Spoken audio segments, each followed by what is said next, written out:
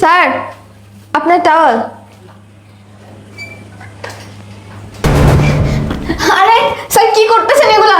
Sir sir sir sir আরে কি করতেছেন স্যার? ম্যাডাম দেখতেছে স্যার, এগুলো কি করতেছেন আপনি? আরে বুঝতেছিস না, আমি তোকে ভালোবাসি, তোকে ভালোবাসা দিব, সমস্যা কোথায়?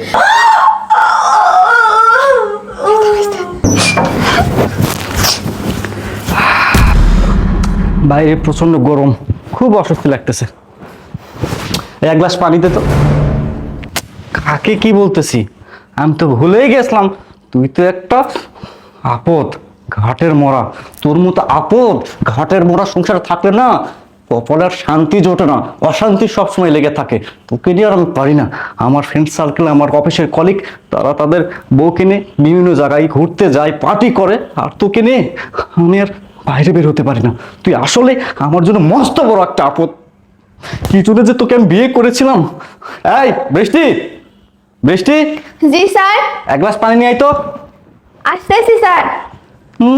তাকিয়ে আছে, এই তাকিয়ে থাকবি না। আপদের বাচ্চা আপদ, বিয়ে করার পর থেকে আমার জীবনটা শেষ করে দিচ্ছিস তুই। স্যার পানি। এই এই বৃষ্টি, আমাকে একটা কথা বলতো, তোর স্বামী কি করে রে? স্যার, আমার স্বামী রিক্সা চালায়। রিক্সা চালায়? তুই তোর স্বামীকে দেখতে পাস না? তোর কি কষ্ট হয় না? স্যার, কষ্ট তো হয়, কিন্তু কি করব বলেন, গরিব মানুষ। এই শোন, আমি পানি খাইলাম না, কোনো শান্তি পাইনি, কোনো ফিল পাইনি, কিন্তু তোকে দেখলে আমার না অনেক শান্তি লাগে, আনন্দ লাগে। বৃষ্টি, এই বৃষ্টি, এক কাজ কর, চল না তুই একটু আমার সাথে পাশের রুমে চল, আমাকে একটু বিনোদন দে, মজা দে। আমি তোকে টাকা পয়সা, ধন সম্পদ যা চাস আমি তোকে সব দিব, তুই একটু আমাকে সুখ দে। এ আপদ আমাকে সুখ দিতে পারে না। চল। স্যার, স্যার আপনি আমার সাথে এমন করবেন না স্যার, আমি আপনার বাড়ির কাজের মেয়ে স্যার, বোঝার চেষ্টা করেন। কেন আপনি সবসময়। প্লিজ প্লিজ বৃষ্টি, তুই এগুলো বলে আর নিজেকে ছোট করিস না, তুই অনেক বড় রে। চল আয়, আয়, আয়, স্যার আয়। স্যার ছাড়েন আমারে স্যার, স্যার।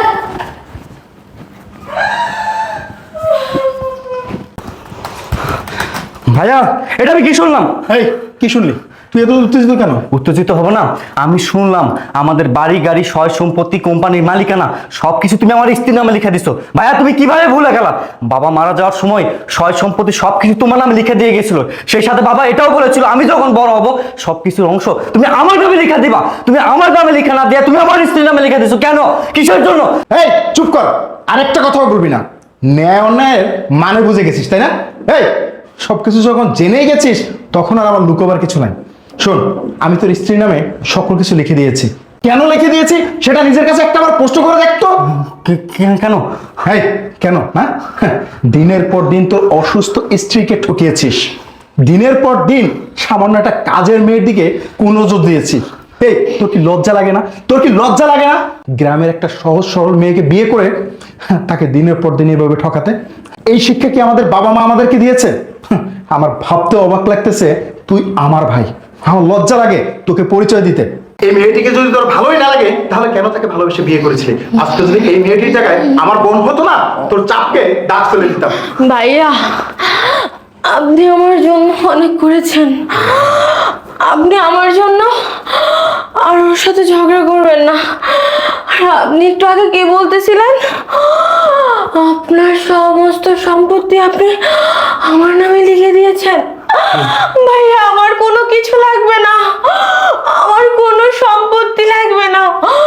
যেখানে আমার স্বামী আমাকে ভালোবাসে না, অন্য নারীকে নিয়ে নষ্টামি করে, সেখানে আমি সম্পত্তি দিয়ে কি করব? দেখলি দেখলি তুই? ভাইয়া, আপনারা দয়া করে ঝগড়া করবেন না, আপনি এমনিতেই আধা মরা। আমার সামনে এরকম ঝগড়া করলে আমি মুহূর্তের মধ্যে মরে যাব, আর আমার কোনো সম্পত্তি লাগবে না। তুমি ভয় পেও না আশরাফ, তোমার ভাই আমার নামে যে সম্পত্তি লিখে দিয়েছে সমস্ত সম্পত্তি আমি আবার তোমার নামে লিখে দেব। আমার কোনো কিচ্ছু লাগবে না। দেখলে দেখলে মানুষ কাকে বলে? আরে মানুষ কিছু তো শেখ মানুষকে দেখে। দেখ ও এত অসুস্থ, তারপরও ওর স্বামীকে ও ঠকাতে চায় না, আর তুই কিনা তোর স্ত্রীকে দিনের পর দিন ঠকিয়ে গেছিস। হ্যাঁ ভাই, তুমি আর এগুলো বলে আমাকে লজ্জা দিও না। ভাইয়া তুমি ঠিকই বলেছো, আমি মানুষ না, মানুষ নামের একজন অমানুষ। আমি টাকা পয়সা ধন সম্পদ অর্থ আভিজাতের অহংকারে মানুষ থেকে অমানুষ হয়ে গেছিলাম। আর সোনালি, তুমি এত মহৎ কেন? তুমি যখন দেখলা তোমার সামনে তোমার স্বামী অন্য একটা মেয়েকে নিয়ে দুষ্টামি করতেছে, তুমি বিন্দু পরিমাণ অভিযোগ দেখালে না? তারপর কিনা আমাদের সকল সয় সম্পত্তি তোমার নামে লিখে দিল আমার ভাই, আর তুমি কিনা আমাকে সবকিছু ফেরত দিতে চাইছো। এত ভালো কেন তুমি? আমি আর ভুল করতে চাই না। আমার তো কোনো মানুষের জীবন নষ্ট করার অধিকার নাই।